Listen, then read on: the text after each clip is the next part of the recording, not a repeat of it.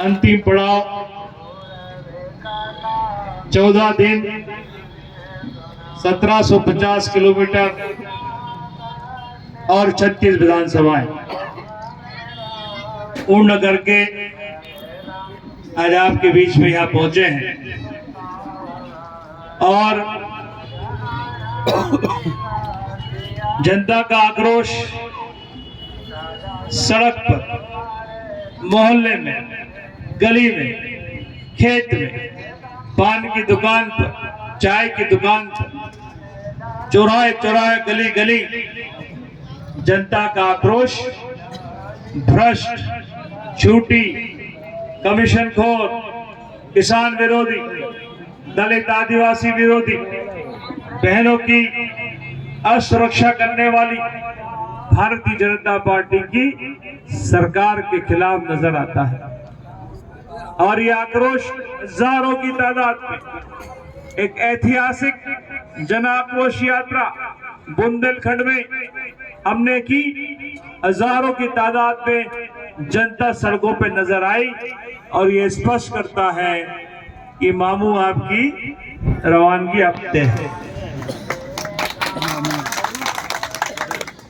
कल का मैंने उनका स्टेटमेंट पढ़ा, वो अपनी विधानसभा बुद्धि में कह रहे थे कि ऐसा मामू नहीं मिलेगा। बात तो सही कह रहे हैं, बिल्कुल सही कह रहे हैं कि ऐसा भैया और ऐसा मामा मध्य प्रदेश के इतिहास में कभी नहीं मिलेगा जो सबसे भ्रष्टाचार के मामले में नंबर 1। ऐसा भैया नहीं मिलेगा जिसके राज में सबसे ज्यादा हमारी बहनें असुरक्षित हैं, बेटियां असुरक्षित हैं। बाबा महाकाल की नगरी का आपने पढ़ लिया, अशोक नगर की आज अखबार में छपा आपने पढ़ा होगा, खंडवा जिले का 2 दिन पहले की कल की घटना मैं आपको बता रहा हूं। ऐसा भैया नहीं मिलेगा जिसके राज में 50% कमीशन मध्य प्रदेश की सरकार रह रही है। ऐसा मम्मो नहीं मिलोगे जिसके राज में हमारा किसान भाई अपनी फसल के लिए दर दर की उपज के लिए दर दर की ठोकर खाता है। और मध्य प्रदेश के इतिहास में 18 साल में अपनी कर्ज की वजह से 22,000 किसानों ने आत्महत्या की है। मम्मा तुम ठीक कह रहे हो, ऐसा मम्मा नहीं मिलेगा जिसके राज में हमारे भगवान को भी नहीं छोड़ा गया।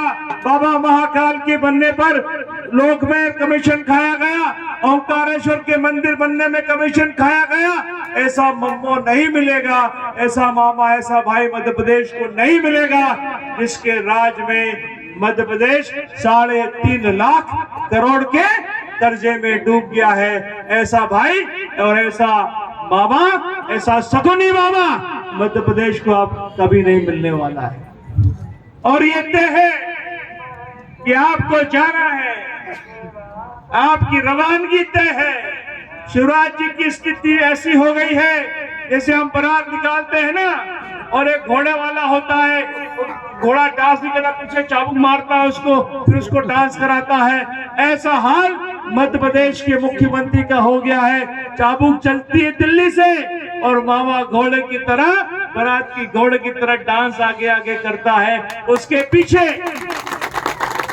5 दूल्हे और लगा दिए हैं जो उसके प्राण लिए हुए हैं। और मध्य प्रदेश में शिवराज जी अब आप अपने बोरे बिस्तर बांधकर वापस बुधनी जाने की तैयारी कर लीजिए।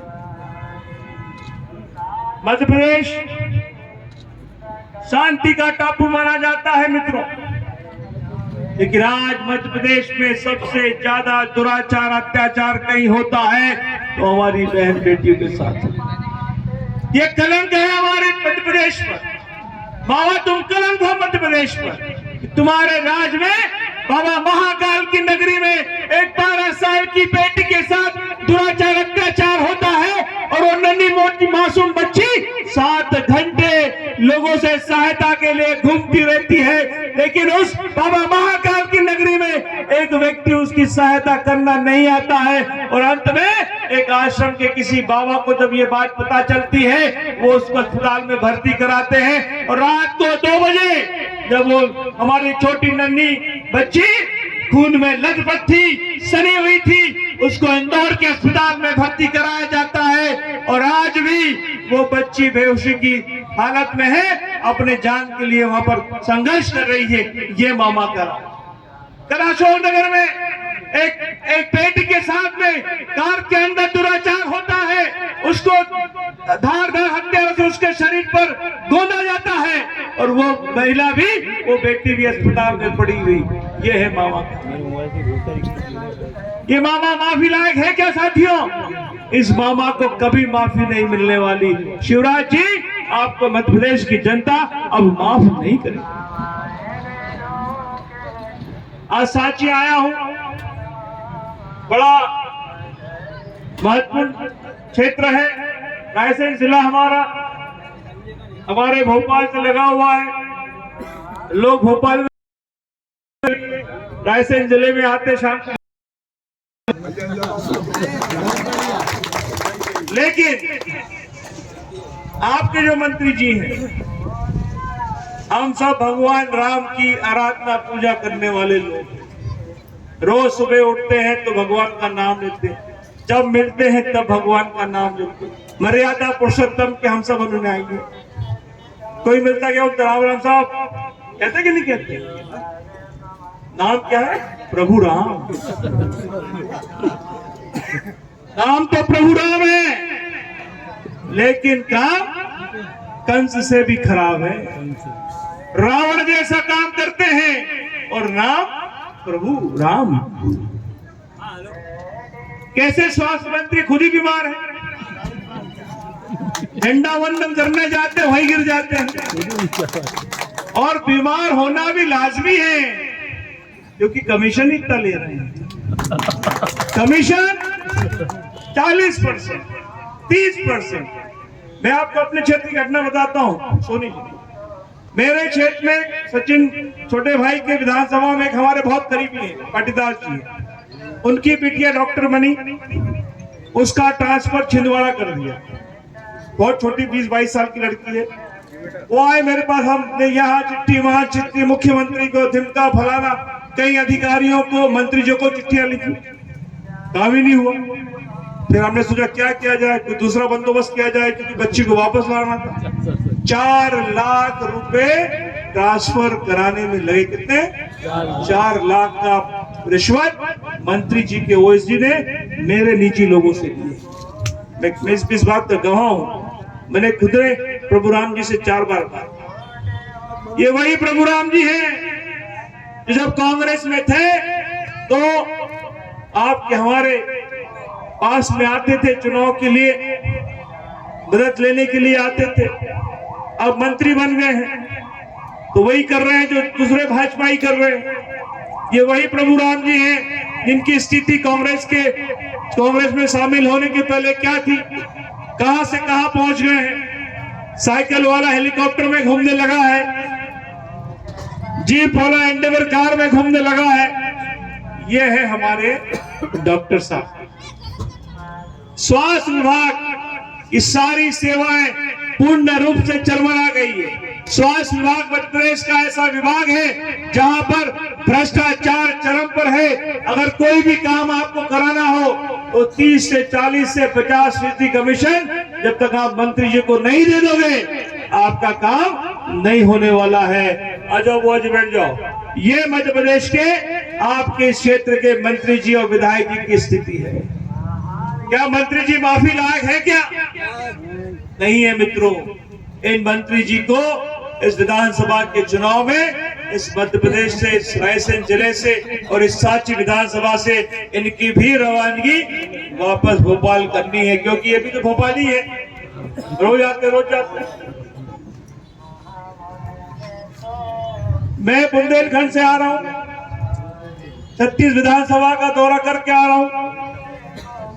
कोई विधानसभा ऐसी नहीं जहां पर भ्रष्टाचार चरम पर ना हो। और मैं पहली बार सुन रहा हूं ये कि विधायक, मंत्री, सांसद कमीशन में 30%, 40%, 50% तक कमीशन मांगते हैं। अपनी संसद निधि से, अपने विधायक निधि से जो काम क्षेत्र के विकास के लिए सरकारें देती हैं उसमें भी कमीशन लिया जा रहा है। अगर किसी ग्राम पंचायत में सामुदायिक भवन बनाना है तो आपको 30% कमीशन विधायक जी को दे दीजिए, आपका काम हो जाएगा। ये दुर्भाग्य मध्य प्रदेश का है। मैं सागर से आ रहा हूं। सागर जिले की स्थिति किसी से सुनी, किसी से छुपी नहीं है। ये हमारी बुआ जी आके यहाँ बैठी हैं, इनको पूछ लीजिए। सागर जिले में 3 मंत्री हैं, 2 पुराने, एक अभी चला गया हमको छोड़ के। इनकी स्थिति ऐसी है कि कमीशन के लिए होल्ड लगी हुई है। अगर एक 30 लेता है तो दूसरा कहता भैया मुझे तो 40% चाहिए, और जो नए गए हैं उनका काम 50% से कम में। ये मध्य प्रदेश के सरकार के मंत्री संत्री और विधायक उपस्थित साथियों, मध्य प्रदेश में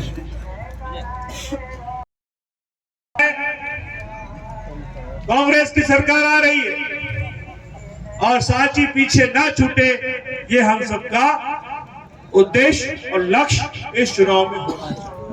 हमारे दाऊ साहब गौमाता की बात कर रहे थे अभी। कहां है गौरक्षक? वो फर्जी गौरक्षक जो वसूली करने का काम करते हैं, वो गौरक्षक जब गौमाता सड़क पर और रोज आए दिन एक्सीडेंट में हजारों गौमाता मर जाती हैं, तब मध्य प्रदेश की भारतीय जनता पार्टी के गौरक्षक उनके छर्रे कहां घूम रहे हैं? किसको की रक्षा करने का काम कर रहे हैं? पूछना चाहता हूं शिवराज जी, आपकी सरकार में गौ माता की स्थिति बद से बदतर हो गई है। और मुझे गर्व है कि जब हम सत्ता में आए थे, गौ माता के लिए गौशाला बनाने की योजना कांग्रेस पार्टी लेकर आई थी। 1000 गौशालाएं पहले फेज में स्वीकृत हुई, गौशाला बन गई, गौ माता रहने लगी। हमने ग्राम पंचायतों को अलग से इसके लिए स्टाइफंड देने का काम किया। सरकार ने नया फंड बनाया गोरक्षक गौशालाओं के लिए। जब तक 15 महीने रहे तब तक तो गौशाला थोड़ी चली। आज गौशालाएं पूरी तरह से पूर्ण रूप से बंद है। ग्राम पंचायतों को वो पैसा गौ माता के चारा चंदी के लिए जो भेजते थे तो बंद कर दिया गया है, और गौ माता सड़क पर घूम रही है, मर रही है। कोई रक्षा सुरक्षा करने वाला इस मध्य प्रदेश में नहीं। ये ऐसे गौरक्षक हैं, ऐसे भारतीय जनता पार्टी के कार्यकर्ता नेता हैं, ये स्थिति मध्य प्रदेश में की बनी हुई है। मैं आपसे आग्रह करूंगा साथी के साथियों से, साथियों से, ये तो हमारा निजी जिला है। कई लोग तो भोपाल हर दूसरे दिन मुझसे भी आकर मिलते हैं। मैं आपसे प्रार्थना करता हूं, इस बार हमें सांची से कांग्रेस के उम्मीदवार को जिताना है। ये हमारा लक्ष्य होना चाहिए। सरकार आएगी तो इस क्षेत्र का विकास करने का काम करेंगे। प्रभु राम जी का बिस्तर यहाँ से बांधना है। जो बेचारे बीमार हो गए अब तो अच्छा रहेगा मैं वापस भोपाल चले जाएं, तो गुजरात आराम करें थोड़ा सा तो ठीक रहेगा। उनका भी जितना उनको मिलना था उनसे अधिक उनको मिल गया है। जिसके लायक नहीं है वो उससे अधिक वो पा चुके हैं। सब कुछ उनको जीवन में जो मिलना था, जितना कमीशन लेना था हमने ले लिया है। अब हमको बदलाव करना है और यहाँ से कांग्रेस की सरकार बनाने के लिए हम सबको काम करना है। मैं जितने उम्मीदवार सब